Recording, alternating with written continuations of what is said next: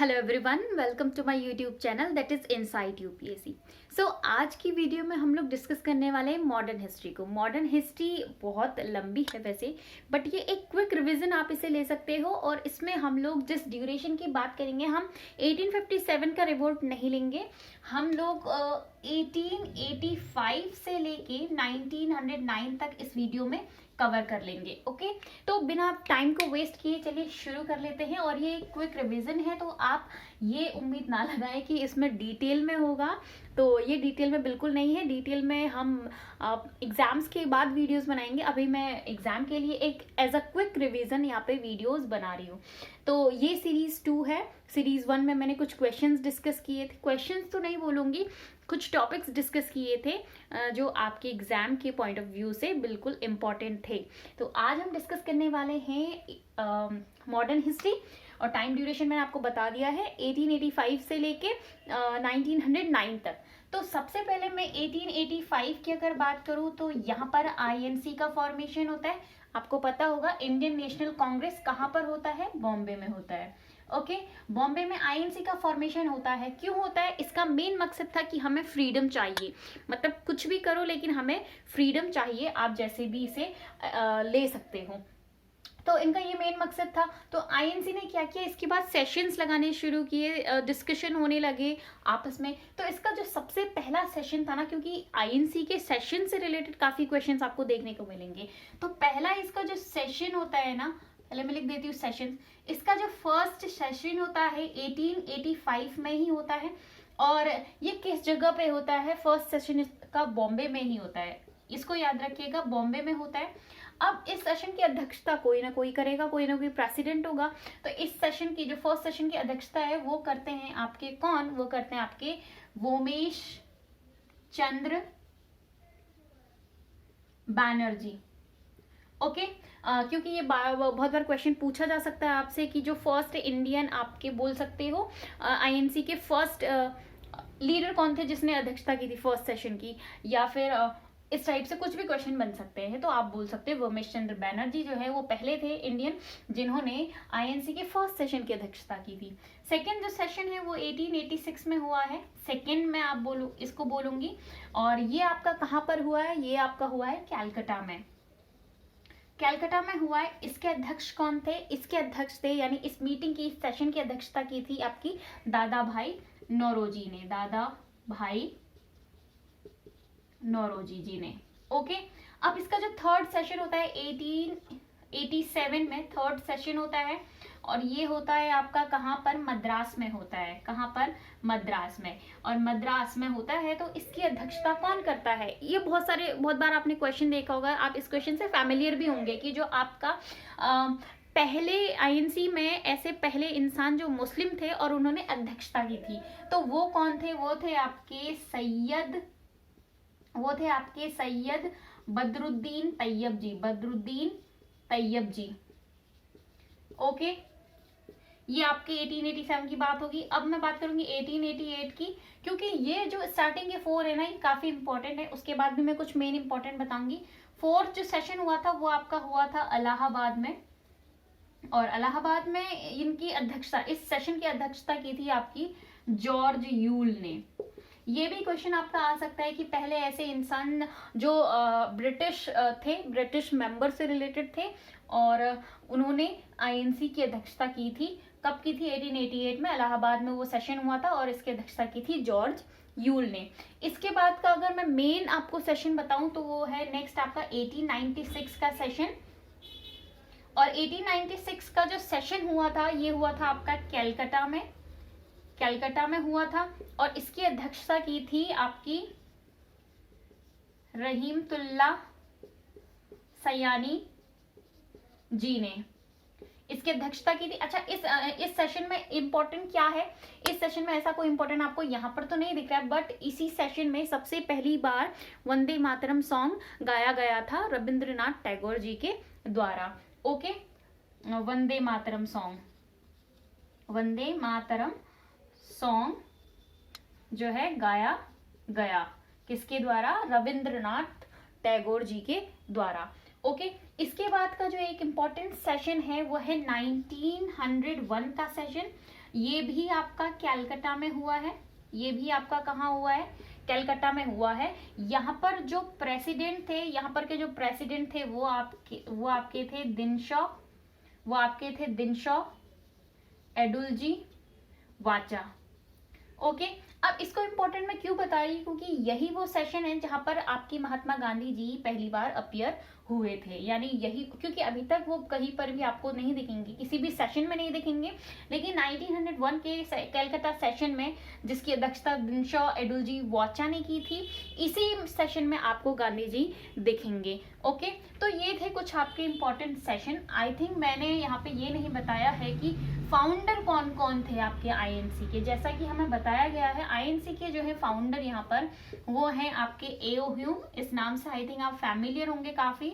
दूसरा नाम आपका दादा भाई नौरोजी का आता है, और तीसरा नाम आता है आपका कौन, दिनशॉ एडुल्जी वाचा जी का, जिन्होंने कौन सी अध्यक्षता की थी, 1901 की अध्यक्षता की थी, और जिस सेशन में गांधी जी पहली बार अपीयर हुए थे। तो ये यहाँ पर हो गया 1885 की बातें हो गई है, और इसके कुछ सेशंस भी हो गए हैं। जो दूसरा आपका है वो है 1905 का बंगाल विभाजन, जिसे आप बोलते हो बंगाल डिवाइडेशन, बंगाल विभाजन। अब इसमें क्या होता है, बंगाल विभाजन में क्यों होता है, देखो होता क्या है, ब्रिटिशर्स को जैसे ही पता चलता है ना कि बंगाल में क्या हो रहा है, हमारे खिलाफ वहां पर जो है साजिश रची जा रही है कि हमें बाहर निकालने की। तो आपको तो पता है ब्रिटिशर्स का क्या रूल था कि भाई डिवाइड करो, फूट डालो और रूल करो। वही उन्होंने यहाँ पर कर दिया, उन्होंने बंगाल को 2 पार्ट्स में डिवाइड कर दिया। एक था ईस्ट बंगाल और एक बना दिया वेस्ट बंगाल। इसका नाम था तब कैलकाटा और इसका नाम था तब ढाका, यानी जैसे अभी आप ढाका बोलते हो जो कि बांग्लादेश में है। ओके, और बस ऐसे उन्होंने डिवाइड कर दिया और इसी को आप बंगाल विभाजन बोलते हो। अभी तो इतना डिटेल में हम नहीं बताएंगे, पॉइंट टू पॉइंट यहाँ पे डिस्कस करेंगे कि कौन सी चीज कब हुई, क्योंकि क्रोनोलॉजिकल ऑर्डर भी आप लोगों से पूछा जाता है। नेक्स्ट, इससे रिलेटेड एक और बात है, इसी टाइम पे क्या हुआ था ना, 1905 का मैं आईएनसी का सेशन बताती हूँ। ये हुआ था आपका बनारस में जिसे आप बोल सकते हो, बनारस में हुआ था।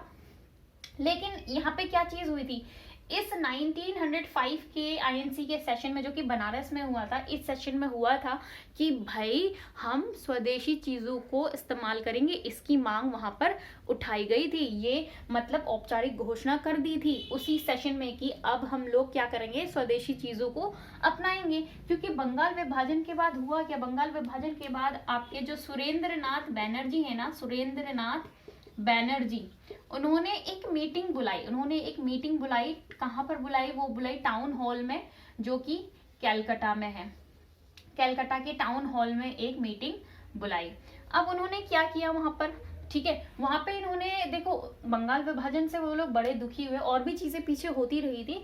उन्होंने बोला कि देखिए ब्रिटिश जो है ना, ये हमको तोड़ना चाह रही है, हमको अलग करना चाह रही है, और जिसके थ्रू हम लोग एक नहीं होंगे तो हम लोग इनसे लड़ेंगे कैसे। इन्होंने यही चीजें लोगों को बताई और बोला कि आज से हम लोग क्या करेंगे ना, स्वदेशी चीजों को अपनाएंगे। हम लोग जो भी चीजें हैं विदेशी चीजों का बहिष्कार करेंगे और हमेशा स्वदेशी चीजों का इस्तेमाल करना शुरू करेंगे, और वही चीज हुई। तो सुरेंद्रनाथ बनर्जी के द्वारा ही 1905 में स्वदेशी मूवमेंट की शुरुआत हुई, स्वदेशी आंदोलन जिसे आप बोलते हो, ठीक है।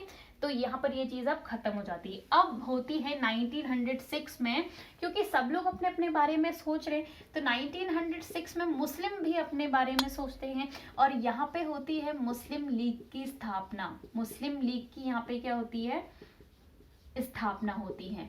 अब आप समझ रहे हो, मुस्लिम लीग की स्थापना हुई है तो मुस्लिम्स ने अपने हितों के संरक्षण के लिए ही बातें की होंगी, वो अपने हित के लिए ही सोच रहे होंगे। तो इसीलिए 1906 में जब मुस्लिम लीग की स्थापना हुई, तो ये स्थापना इसीलिए हुई अपने मुस्लिम भाइयों के हितों के लिए ही ये लीग बनाई गई, के हित के लिए ये लीग जो है वो बनाई गई। ओके, अच्छा, जो इसका फाउंडर है, इस लीग का जो फाउंडर है वो 3 लोग हैं यहाँ पर। इस लीग के जो फाउंडर है, एक है मोहम्मद अली जिन्ना, दूसरे हैं आपके आगा खान और तीसरे हैं आपके सलीमतुल्ला खान।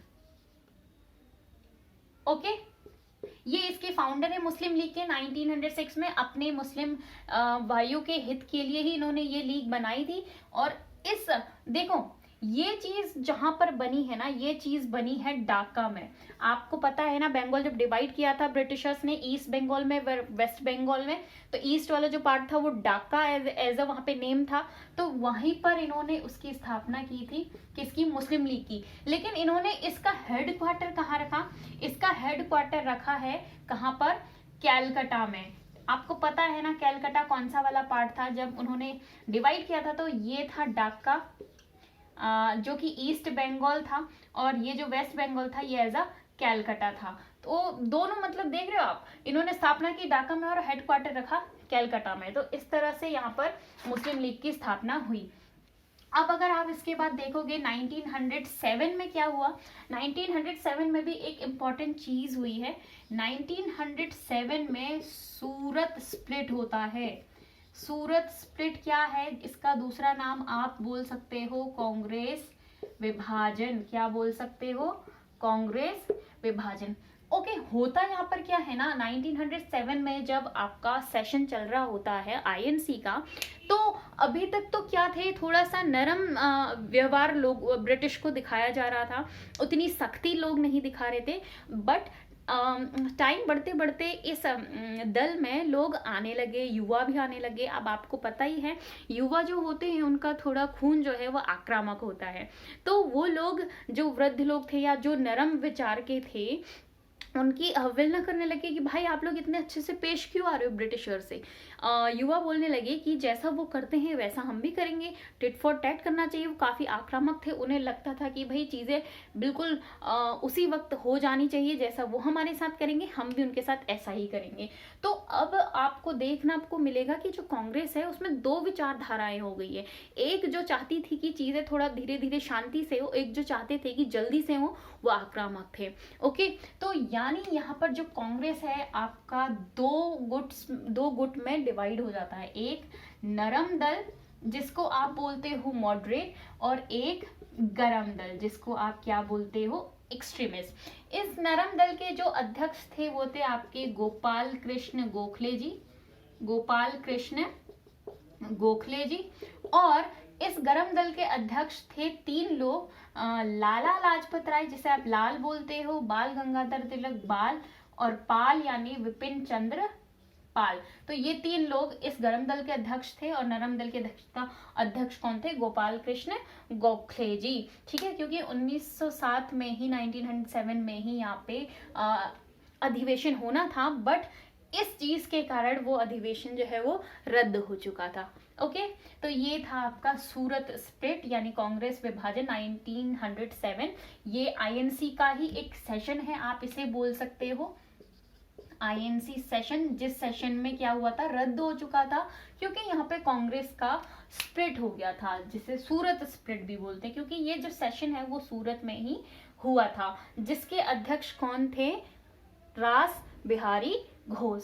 ओके, नेक्स्ट अब यहाँ पे हम देखते हैं 1907 के बाद 1909 यहाँ पे एक आता है इंडियन काउंसिल एक्ट। ठीक है, जिसे आप गवर्नमेंट ऑफ इंडिया एक्ट भी बोलते हो, 1909। और इसका जो दूसरा नाम है वो है मार्ले मिंटो सुधार, है ना, मार्ले मिंटो सुधार। अच्छा, इस एक्ट के थ्रू होता क्या है, अच्छा मार्ले मिंटो का मतलब क्या है, मार्ले उस टाइम के इंडियन सेक्रेटरी थे जो कि लंदन में बैठते थे, और मिंटो उस टाइम के वायस रॉय थे। तो इस सुधार में ये लोग क्या करते हैं, इस सुधार के थ्रू ये लोग सांप्रदायिक निर्वाचन प्रणाली को बढ़ावा देते हैं। पहली बार सांप्रदायिक निर्वाचन जो है प्रणाली को क्या करते हैं ये लोग, बढ़ावा देते हैं पहली बार। अच्छा, सांप्रदायिक निर्वाचन प्रणाली यानी कम्युनल इलेक्शन, क्या, कम्युनल इलेक्शन। अब इसमें होता क्या, इन्होंने क्या किया, इन्होंने किया कि भाई जैसे सीट्स रिजर्व कर दी। सबसे पहले इन्होंने सीट रिजर्व की मुस्लिम के लिए, क्योंकि ये उन लोगों ने ना मुस्लिम्स को भड़काया। ये लोग मुस्लिम्स और हिंदू की एकता को वैसे भी वीक करने जा रहे थे, वीक कर रहे थे। तो इन्होंने ऐसे करके ना मुस्लिम्स को सीट का रिजर्वेशन देकर इन्होंने और वो मतलब आप बोल सकते हो डिस्टेंस बढ़ा दी। और इसमें क्या होता है रिजर्वेशन में, देखो रिजर्वेशन आज भी हम लोगों ने दिया है, बट आज क्या है उस रिजर्वेशन में जो लोग भी वहां पर स्टैंड होते हैं उनको सब लोग वोट कर सकते हैं। लेकिन इन्होंने कैसा निर्वाचन प्रणाली अपनाई, मतलब कैसा ये था इलेक्शन था कि अगर मुस्लिम्स का रिजर्वेशन है तो पहले तो मुस्लिम्स ही उसके लिए आएगा और वोट भी मुस्लिम्स ही देंगे। समझ रहे हो आप, लाइक अगर रिजर्वेशन हिंदुओं को दिया है तो वहां पे हिंदू ही खड़ा होगा और हिंदू ही वोट देंगे। रिजर्वेशन अगर मुस्लिम्स का है तो मुस्लिम ही खड़ा होगा और मुस्लिम ही वहां पे वोट उन्हें देगा। तो इस टाइप से इन्होंने मतलब इसके बाद और चीजें मांग सब लोग उठाने लगे कि भाई हमारा अलग करो और उनका अलग करो। सब लोग अपना अपना अलग से इलेक्शन जो है सिस्टम अपनाने की मांग करने लगे। ओके, तो ये था इस एक्ट के थ्रू। अच्छा, वायस रॉय, आपको पता है जब सबसे पहले पहली पोस्ट ब्रिटिशर्स ने अपनाई थी, उस पोस्ट को जैसे रूल करने के लिए बंगाल में पहले प्रेसिडेंसीज थी, बंगाल, मद्रास, बॉम्बे, इस टाइप से। तो बंगाल में इन्होंने एक पोस्ट का नाम रखा था, इसमें रखा था गवर्नर ऑफ बंगाल। क्या रखा था? Governor of Bengal. बट हुआ क्या, जब 1773 का एक्ट आता है ना, रेगुलेटिंग एक्ट, तो इसमें ये लोग इस गवर्नर ऑफ बंगाल को क्या कर देते हैं, गवर्नर ऑफ बंगाल। वैसे सबसे पहले जो गवर्नर ऑफ बंगाल थे वो थे आपके रॉबर्ट क्लाइव। अब ये गवर्नर ऑफ बंगाल अब ये बन जाता है governor general of Bengal. Okay, governor general of Bengal. उसके बाद 1833 का जो चार्टर एक्ट आता है, इसमें गवर्नर जनरल ऑफ बंगाल क्या बन जाता है, governor general of India. Okay, and after 1857 revolt, 1858 का जो एक्ट होता है उसके अकॉर्डिंग अब ये गवर्नर जनरल ऑफ इंडिया जो है वो हो जाता है वाइस रॉय ऑफ इंडिया।